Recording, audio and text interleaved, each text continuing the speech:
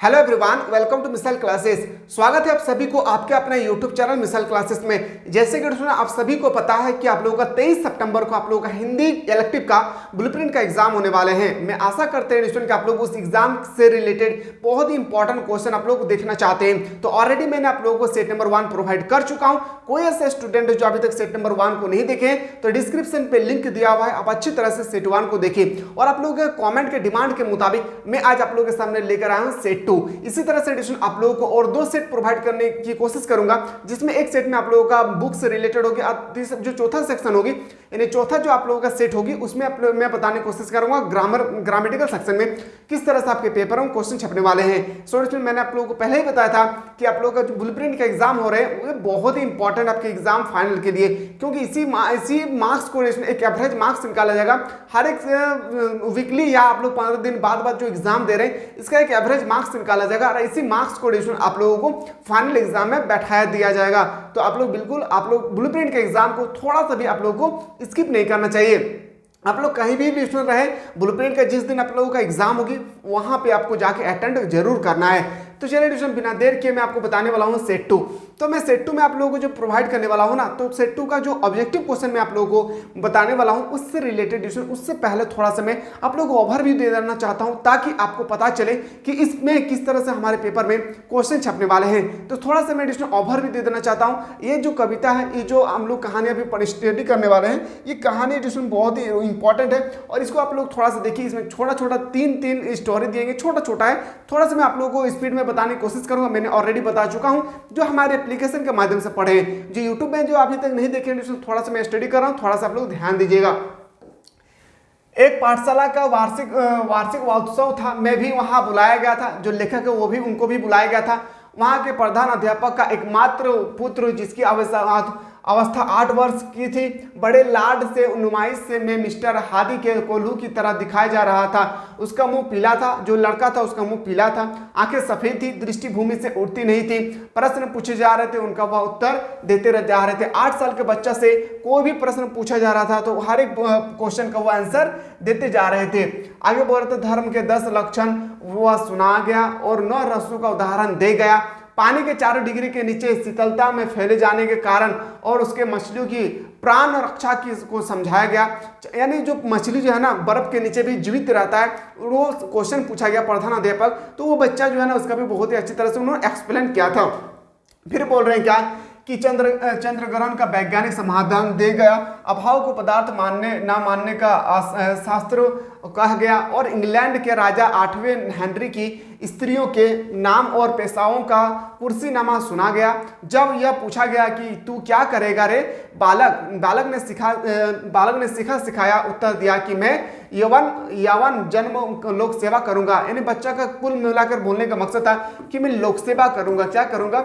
लोक सेवा करूंगा, मैं जनता का भलाई के लिए काम करूंगा। वाह वाह करती सुनी रही थी। पिता के हृदय जो थे वो बोल रहे कि सभी सभा में जो भी व्यक्ति बैठे हुए थे सभी वाह वाह कर रहे थे। अरे देखो इतना छोटा बच्चा है और इसका समझ देखो किस तरह से है, बल्कि सभी को पता ही न था कि उनका पापा ने उनको रटा के रखा था।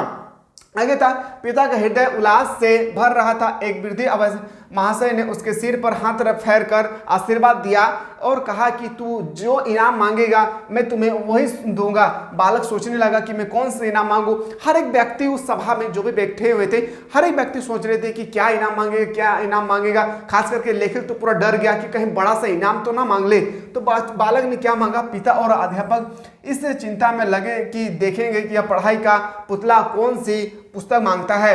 बालक ने मुख पर विलक्षण रंगों का परिवर्तन हो रहा था। अब बालक सोचते रहे मैं क्या मांगू, मुझे समझ में नहीं आ रहा कि मैं क्या मांगू। हृदय में कृत्रिम और स्वाभाविक भावों की लड़ाई की झलक आंखों में दिख रही थी। कुछ खासकर गला साफ कर नकली पर्दे के हट जाने पर स्वयं विस्मित होकर बालक ने धीरे से कहा मुझे लड्डू चाहिए। सब हैरान हो गए, सब सोचने लगा बड़ा से बड़ा वो गिफ्ट मांगेंगे, लेकिन वो छोटा सा बच्चा क्या मांगेगा? लड्डू मांगा। पिता और अध्यापक निराश हो गए। इतने समय तक मेरा सांस घुटा रहा था। कौन, किसका सांस घुटा रहा था? जो लेखक थे, उनका सांस घुटा जा रहा था। वो सोचने लगे कहीं बड़ा सा सामान ना मुझसे मांग दे। आगे बोल रहे कि मैंने सुख से सांस भरी। उन सबने बालक की प्रवृत्तियों का गला घोटने में कुछ उठा नहीं रखा था, पर बालक बच गया। उसके बचने की आशा है, क्योंकि यह लड्डू की पुकार जीवित वृक्षों के हरे पत्तों का मधुर मरगम। आगे देखिएगा यहाँ पे क्या लिखा है कि मरे कांट की अलमारी की सिर दुखाने वाली कड़खड़ाहट नहीं है। ये है हमारी छोटी सी एक स्टोरी। इसमें आपको और एक स्टोरी देखने को मिलेगी जो बहुत इंपॉर्टेंट है। इसमें छोटा छोटा 3 स्टोरी है। एक स्टोरी मैंने आप लोगों को ऑलरेडी सुनाया। दूसरा स्टोरी क्या है, घड़ी के पुर्जे घड़ी के पुर्जे। धर्म के रहस्य जानने की इच्छा प्रत्येक मनुष्य को ना करे, जो कहा जाए वही कान ढलकर सुन ले। इस सत्ययोगी मत के समर्थन में घड़ी का दृढ़तांठ बहुत तालियां पिटवा कर दिखा दिया जाता है। घड़ी समय बतलाती है। किसी घड़ी देखना जानने वाले से समय पूछ लो और काम चला लो। यदि अधिक करो तो घड़ी देखना स्वयं सीख लो। किंतु तुम चाहते हो कि घड़ी का पीछे खोलकर देखे। गलत लिखा हुआ है, पीछे खोलकर देखे। पुर्जों गिन ले, उनके खोलकर की फिर जमा दे, साफ करके फिर लगा ले। यह तुमसे नहीं होगा, तुम उसके आधिकारिक नहीं है। यह तो वेदन शास्त्र यानी जो घड़ी बनाते हैं उसी को हम लोग बोलते हैं वेदन शास्त्र। धर्माचार्य का ही काम है कि घड़ी के पुर्जे जमाने। तुम्हें इससे क्या है? क्या इस उपमा से जिज्ञासा बंद हो जाती है? इस दृष्टांत को बढ़ाया जाए जो उपदेश जी कह रहे हैं उसके विरुद्ध कई बात निकल कर आए। घड़ी देखना तो सिखा दो, उसमें तो जन्म और कर्म की पंख ना लगाओ। फिर दूसरे से पूछने का टंटा क्यों? गिनती हम जानते हैं, अंक पहचानते हैं, सुइयों की चाल भी देख सकते हैं, फिर आंख भी है, तो हमें ही ना देखने तो दो। पड़ोसी की घड़ी में दोपहर के 12 बजे हैं, आपकी घड़ी में आधी रात है। जरा खोलकर देख ना लेने दीजिए कि कौन सा पेच बिगड़ रहा है। यदि पुर्जे ठीक है तो और आधी रात ही है तो हम फिर सो जाएंगे। दूसरी घड़ी को गलत ना मान लेंगे, पर जरा देख तो लो क्या बज रहा है। आगे बोलते हैं पुर्जों खोलकर फिर ठीक करना उतना कठिन काम नहीं है। लोग सीखने भी है, सिखाते भी है। अनाड़ी के हाथ में चाहे घड़ी मत दो, पर जो घड़ी साज बनाते हैं उसको हम लोग बोलते हैं घड़ी साज का इम्तिहान पास कर आया है उसे तो देखने दो। साथ ही यह भी समझा दो कि आपको स्वयं घड़ी देखना, साफ करना और सुधारना आता है कि नहीं। हमें तो धोखा होता है कि पर्दा की घड़ी जेब में डाल फिरते हो। एक छोटा सा स्टोरी है। मैं और एक स्टोरी में इसलिए बता रहा हूँ स्टोरी, जब मैं आप लोगों को ऑब्जेक्टिव क्वेश्चन बताऊंगा तो आपको ना इजीली से समझ में आएगा। तो आप लोग सोचते होंगे ना क्यों बता रहा है मुझे ये थ्योरी लेक्चर। मैं बता रहा हूँ इसलिए मेरे भाई, ताकि मैं अब ये ऑब्जेक्टिव जो क्वेश्चन बताने वाला हूँ उसमें आप लोगों को कोई भी दिक्कतें ना हो, क्योंकि ये गद्य खंड से आप लोगों का पूछा जाने वाला है। ठीक है, चलिए आगे देखते हैं हम लोग। आगे है कि ढेले चुन लो। क्या ढेले चुन लो?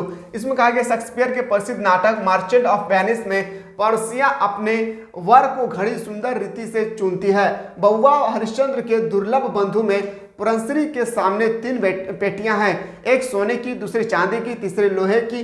तीनों में से एक में उसकी प्रतिमूर्ति है। स्वयं वर के लिए जो आता है उसे कहा जाता है कि इनमें से एक को चुन लो। बहुत सारा ढेला है, बोल रहा है कि एगो ढेला चुन लो। अकड़बाज सोने को चुनता है और उल्टे पैरों लौटता है। लोभी को चांदी की पिटवारा अंगूठा दिखता है। सच्चा प्रेमी लोहे को छूता है और घुड़दौड़ का पहला इनाम पाता है।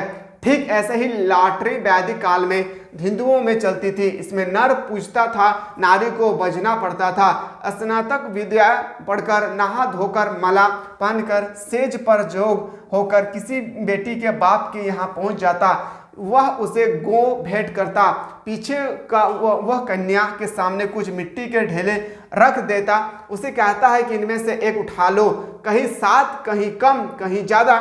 कहीं नर जानता था कि ये ढेले कहाँ से लाया हूँ और किस किस जगह की है। ढेला का मतलब मिट्टी होता है ना। कन्या जानती थी कि यही तो लॉटरी की बुझावल ठहरी, वैदी की मिट्टी मट्टी, गौशाला की मट्टी, खेत की मट्टी, चौराहे की मट्टी, मसान की धूल, कई चीज़ें होती थी। बुझो मेरी मुट्ठों में क्या है, और बुझो मेरी मुट्ठी में क्या है, चित्ता या पट्टा, यदि चित या पट, यदि वैदी का ठेला उठा ले तो संतान वैदिक पंडित होगा, गोबर चूना तो पशुओं का धनी होगा, खेत की मट्टी छू लो तो जमींदार पुत्र होगा, मसान की मट्टी हाथ लगा लो तो अशुभ था, यदि वह नारी वैवाहिक जाए तो घर मसान हो जाए, जन भर जलाती रहेगी, यदि नर के सामने मसान की मिट्टी छू ली तो उसका यह अर्थ नहीं है कि उस कन्या का कभी विवाह ना हो। एक छोटा सा स्टोरी था स्टूडेंट, मैं आप लोगों के सामने ना एक एक क्वेश्चन लेकर आऊँगा जो बहुत इंपॉर्टेंट है। तो क्वेश्चन को देखिए, अगर आपने अभी थोड़ा सा जो इंपॉर्टेंट लेक्चर आप लोगों को मैं बताया, थोड़ा सा ज़्यादा ओवरव्यू नहीं था, तो मैं आप लोगों को बेहतरीन तरीके से समझाया स्टूडेंट। मैं आशा करती हूँ कि आपको समझ में आ गया होगा। अगर आप में से कोई ऐसा स्टूडेंट जिसमें आप लोग चाहते हैं कि सर मुझे याद रखिएगा, मुझे चाहिए कि मैं आज की बेहतरीन तरीके से तैयारी करना चाहता हूं, तो आपको प्ले स्टोर में जाना है और सर्च करना है मिसाइल क्लासेस के एप्लीकेशन को। कहां से? प्ले स्टोर में जाकर मिसाइल क्लासेस के एप्लीकेशन को आप अच्छी तरह से प्ले स्टोर से डाउनलोड करें। डाउनलोड करने के बाद अपने मोबाइल नंबर से लॉगिन करें और आज की बेहतरीन तरीके से तैयारी करना चाहते हैं तो यहाँ पे आप लोगों को 399 रुपीज़ में आपका आर्ट्स का जो भी सब्जेक्ट है, आपका ऑल सब्जेक्ट का बेहतरीन तरीके से हमारे एप्लीकेशन मिसाइल क्लासेस के एप्लीकेशन पे प्रतिदिन 7 डेज कंटिन्यू क्लासेस चलती है, जहाँ पे आपको सबसे पहले थ्योरी लेक्चर समझाया जाता है, फिर आपको ऑब्जेक्टिव क्वेश्चन बताया जाता है, फिर आपको सब्जेक्टिव क्वेश्चन बेहतरीन तरीके से बताया जाता है। सो आर्ट्स की बेहतरीन तरीके से तैयारी करना चाहते हैं तो जो नंबर दिए गए इस नंबर के माध्यम से आप लोग हमारे टीम के साथ कनेक्टेड हो सकते हैं। तो चलिए स्टूडेंट एक एक क्वेश्चन को देखते हैं और थोड़ा सा आप लोग बेहतरीन तरीके से समझने की कोशिश करेंगे।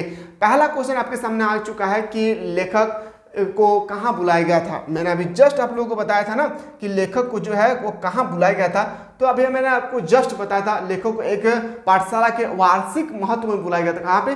पाठशाला के एक वार्षिक महोत्सव में बुलाया गया था। ठीक है, पाठशाला का जो हम लोग बोलते हैं ना कि फंक्शन हो रहा है स्कूल में, वही वहाँ पे बुलाया गया था। अगला जो क्वेश्चन है यहाँ पे, पाठशाला के प्रधान अध्यापक के पुत्र की आयु कितनी थी। मैंने आपको ऑलरेडी बताया था कि कितना था, 8 साल का बच्चा था। कितना? मात्र 8 साल का बच्चा था। और इन बच्चों से कोई भी क्वेश्चन पूछा जाता था तो वह हर एक क्वेश्चन का वो उत्तर दे देते थे। अगला प्रश्न पे आते हैं, धर्म के 10 लक्षण और 9 राशियों को उदाहरण किसने दिया था।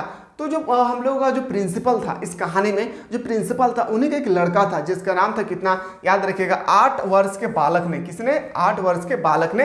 ये प्रिंसिपल जो हमारे इस कहानी का मेन कैरेक्टर था प्रिंसिपल, उन्हीं का एक छोटा सा बच्चा था 8 साल का, उसी ने हर एक 10 लक्षण और 9 राशियों का उदाहरण दे दिए थे। अगला जो प्रश्न है, एक वृद्धन महाशय से बच्चे ने इनाम में क्या मांगा। तो बच्चे ने इनाम से क्या मांगा था? लड्डू मांगा था। अभी हम लोग जस्ट डिस्कस किए थे, लड्डू मांगा था। देखिए यही एक प्रॉफिट है कि स्टोरी को समझने के बाद अगर आपसे कोई ऑब्जेक्टिव क्वेश्चन पूछे ना तो हम लोग कितना इजीली से इसको सॉल्व कर लेते हैं। यस या नो? तो इसी तरह से ना हर एक सब्जेक्ट का, पॉलिटिकल, जियोग्राफी, इकोनॉमिक्स, कोई भी आपका सब्जेक्ट हो आर्ट्स में, तो अगर उसका चैप्टर आपको बेहतरीन तरीके से समझ में आ जाएगा तो आप ऑब्जेक्टिव भी कर सकते हैं, सब्जेक्टिव भी कर सकते हैं, वन लाइनर क्वेश्चन को भी आप इजीली से कर सकते हैं। तो इसके लिए आपको डाउनलोड करना होगा मिसाइल क्लासेस के एप्लीकेशन को। जल्दी से जाएं और डाउनलोड करें। ये जो क्वेश्चन था ना 2023 के पेपर में ऑलरेडी पूछा गया था। मैं उम्मीद करता हूं ये क्वेश्चन 2024 के पेपर में भी आपसे पूछा जाएगा कि कोल्हू क्या कहते हैं, क्या होता है। जो कोल्हू है ना वो तेल निकालने का एक यंत्र होता है, तेल निकालने का एक मशीन है। कौन? कोल्हू। कोल्हू इसी को हम लोग बोलते हैं जहाँ से हम लोग तेल निकालते हैं, चाहे वो सरसों का तेल, चाहे नारियल के तेल है, जिससे निकाला जाता है उसी को हम लोग बोलते हैं कोल्हू। ठीक है, चलिए अगला प्रश्न पे आते हैं।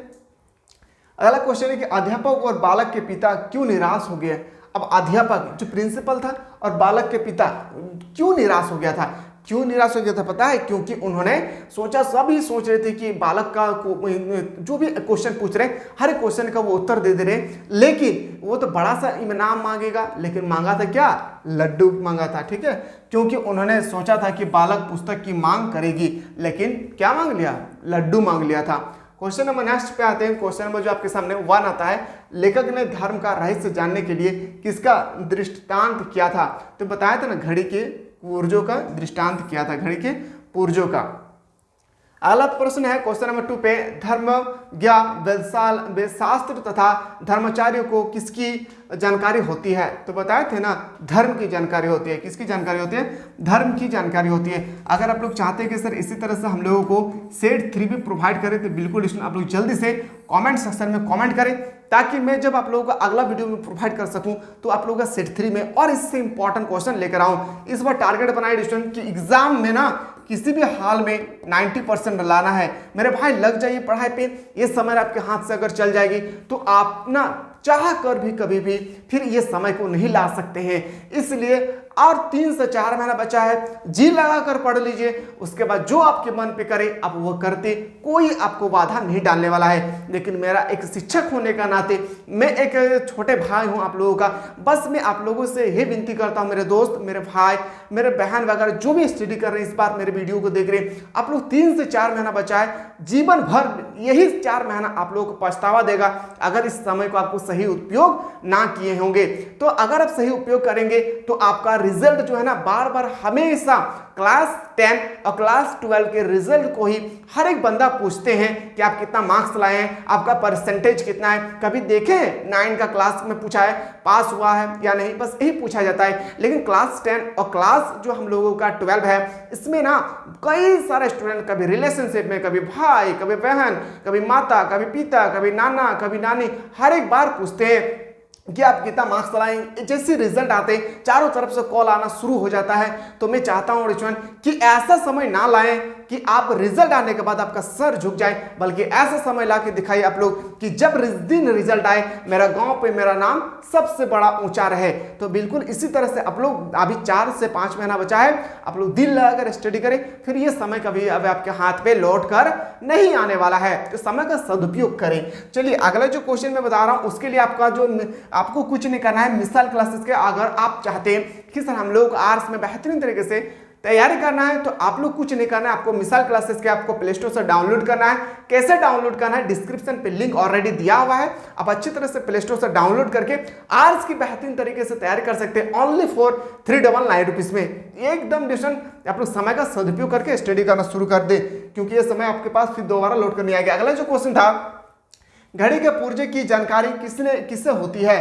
तो घड़ी के पुर्जे की जानकारी होती है घड़ी के साज को। याद रखिएगा, घड़ी साज किसे हम लोग बोलते हैं? जो घड़ी बनाते हैं उसको हम लोग बोलते हैं क्या? घड़ी साज। जो कपड़ा धोते हैं उसको हम लोग क्या बोलते हैं? धोबीन बोलते हैं। ठीक इसी तरह से घड़ी बनाने वाले को हम लोग बोलते हैं क्या? घड़ी साज। चलिए क्वेश्चन नंबर नेक्स्ट पे आते हैं। कान ढलकर का क्या अर्थ होता है? कान ढलाकर का क्या अर्थ होता है? तो बोलेंगे कान खोलकर रखना। कान खोलकर रखना इसी को बोलते हैं कान ढलाकर काकर का अर्थ होता है। ठीक है, चलिए अगला प्रश्न पे आते हैं। क्वेश्चन नंबर 5, घड़ी बनाने की कला को क्या कहते हैं? तो घड़ी बनाने की कला को हम लोग घड़ी साज बोलते हैं। याद रखिए, घड़ी बनाने वाले की कला को हम लोग घड़ी साज बोलते हैं। क्वेश्चन नंबर, अब हम लोग आते हैं नेक्स्ट कि इसमें जो क्वेश्चन पूछा जाएगा कि मार्चेंट ऑफ वेनिस के लेखक कौन है? तो मार्चेंट ऑफ वेनिस अभी हम लोग जस्ट डिस्कस किए थे ना, यहाँ पे ढेले चुन लो इसमें। तो हम लोग मार्चेंट ऑफ वेनिस जो है ना वो का लेखक कौन है? तो मैंने अभी जस्ट बताया था क्या? शेक्सपियर। क्या मैंने नहीं बताया था? शेक्सपियर। थोड़ा सा मैं आप लोगों को दिखाना चाहूंगा। देखिए अगर आप इसको बेहतरीन तरीके से कर लेते हैं ना, देखिए शेक्सपियर नहीं लिखा था। ठीक है दोस्तों, इसी तरह से ना आपके पेपर में क्वेश्चन पूछेगी, इसलिए ना जो भी लेक्चर इंपॉर्टेंट होती है ना, थ्योरी लेक्चर, उसको कभी भी आप लोग स्किप नहीं करें, ध्यान से सुने उसको। ठीक है, चलिए अगला क्वेश्चन पे आते हैं। क्वेश्चन नंबर 2 है, मार्चेंट ऑफ वेनिस नाटक में नायिका का क्या नाम है? तो नायिका का नाम है पोर्सिया। क्या नाम है? पोर्सिया। बोलेगा सर ये पोर्सिया कहाँ है? तो मैंने आपको बताया था ना पोर्सिया कहाँ पे। देखिए पोर्सिया कहाँ पे है? यहाँ पे है या नहीं? तो इसी प्रकार आपके फाइनल एग्जाम में भी क्वेश्चन पूछे जाएंगे। आप लोग बिल्कुल, आप लोगों को डरना नहीं है कि फाइनल एग्जाम में ऐसा क्वेश्चन आएगा, उसके लिए थोड़ा सा भी टेंशन नहीं लेना है आप लोगों को। ठीक है, क्वेश्चन नंबर हम लोग आते हैं 3 पे। दुर्लभ बंध नाटक में कितनी पेटियां की चर्चा की गई थी? मैंने अभी जस्ट बताया था 3 पेटियां की चर्चा की गई थी। कितने पेटियां? 3 पेटियां की इसमें चर्चा कर दिया गया था। क्वेश्चन नंबर 4 था, पूर्व श्री के आगे 3 पेटियां कौन कौन सी थी? तो 3 पेटी थी, एक सोने की, दूसरी चांदी की, तीसरे लोहे की। तो वो कौन सी पेटियां को चुना था? तो सोने की, लोहे के पेटी को वो चुना था। क्वेश्चन नंबर नेक्स्ट पे आते हैं। अगला क्वेश्चन है कि सच्चा प्रेमी कौन सी पेटी को चुनता है? सच्चा प्रेमी लोहे की पेटी को चुनता है। मैंने अभी जस्ट बताया जो सच्चा प्रेमी था उसने किसने चुना था, क्या चुना था? तो लोहे के पेटी को उसने चुना था। क्वेश्चन नंबर नेक्स्ट पे आते हैं कि पहाड़ का क्या अर्थ होता है? पहाड़ का मतलब पहाड़ नहीं होता है, पहाड़ का मतलब होता है पहाड़, याद रखिए, जिसे हम लोग पर्वत बोलते हैं यही पहाड़ है। तो मैं आशा करता हूं एडिशन कि ये चैप्टर को आप लोग बहुत बेहतरीन तरीके से समझ गए। अगर इससे कोई रिलेटेड क्वेश्चन आपके पेपर में आए, क्या आप लोग छोड़कर आ सकते हैं? बोलेंगे नहीं सर, जितना आप बताए हैं उसी में से आपके पेपर में आएगी। बस आप लोगों को क्या करना है, रिलेटेड जो हम लोगों का जो स्टोरी है इसका कौन राइटर है, यह राइटर आप लोगों को याद करना, चाहे हिंदी इलेक्टिव लिए हैं या हिंदी कोर या इंग्लिश इलेक्टिव या इंग्लिश कोर, क्योंकि राइटर से रिलेटेड आपके पेपर में 3 मार्क्स के आपके पेपर में क्वेश्चन पूछे जाएंगे। कितने मार्क्स के? 3 मार्क्स के आपके पेपर में ऑलरेडी क्वेश्चन पूछे जाने वाले हैं। तो मैं उम्मीद करता हूं अगर आप लोग चाहते हैं कि सर मुझे नेक्स्ट पार्ट चाहिए बेहतरीन तरीके से, तो आप लोग क्या करें, एक बार दबा करके आप लोग कमेंट सेक्शन में कमेंट करें कि सर मुझे नेक्स्ट पार्ट, यानी नेक्स्ट पार्ट का मतलब होता है पार्ट नंबर 3 हम लोग को प्रोवाइड करें। तो एक बार आप लोग दबा करके कमेंट करें ताकि मुझे भी पता चलेगा कि आप लोग कितने एक्साइटेड है 23 सितंबर को जो एग्जाम होने वाले हैं। चलिए मिलते हैं एक नया वीडियो में, वेट करता हूं आप लोगों के लिए कमेंट सेक्शन का। तब तक आप लोग स्वस्थ रहे, मस्त रहे, पढ़ाई में व्यस्त रहे।